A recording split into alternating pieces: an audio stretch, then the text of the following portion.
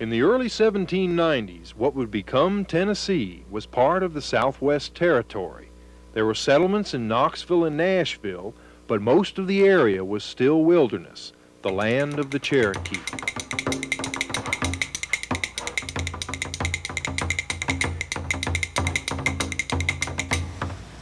In 1807, the state legislature met here in Kingstown and declared this little river town capital of Tennessee. Today it's known as Kingston, and it was capital for only one day.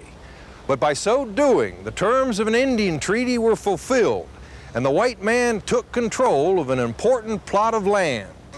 Fort Southwest Point was situated at the confluence of the Clinch and the Tennessee rivers. It was originally built to protect the settlers journeying west on the Cumberland Road, right through the middle of Indian country. But within a few years, the reason for keeping troops here did an about-face. Now troops protected the little that remained of the Cherokee land from the white settlers.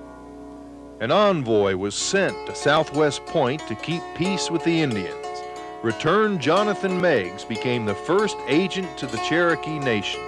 When the Indians were forced south, the fort was also moved into a county that would soon bear Meigs's name. Since that time, a steady stream of settlers has traveled over this land, each generation differing from the one before, separated by time and the concerns of an era. One of the things that complicates what we're trying to do as far as understanding the remains from Fort Southwest Point is that there was an Indian village site that existed on the same spot. Sam Smith is an historical archaeologist in charge of a project to reconstruct Fort Southwest Point.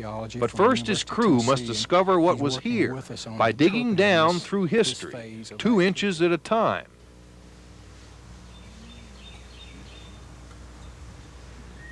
It's possible that this might be a letter seal that would relate to Return Meigs, because he was the person doing most of the writing.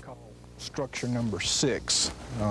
It was a barracks-type building. Let me take a look at this for me, please. That's very interesting.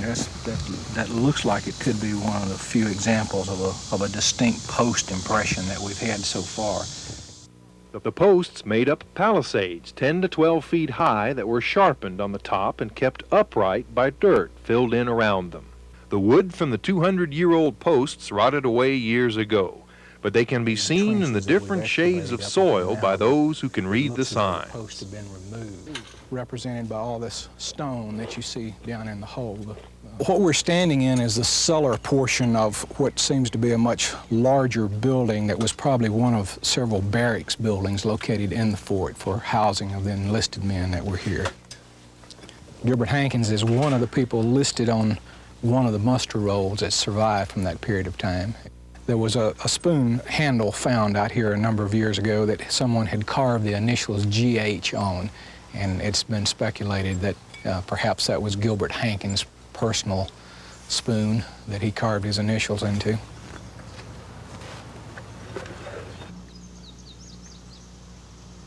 Slowly, pieces of our ancestors' lives emerge from the soil, clues to the passions and everyday concerns of a bygone people. So far, over 100,000 artifacts have been found at Southwest Point, and the search into the past continues.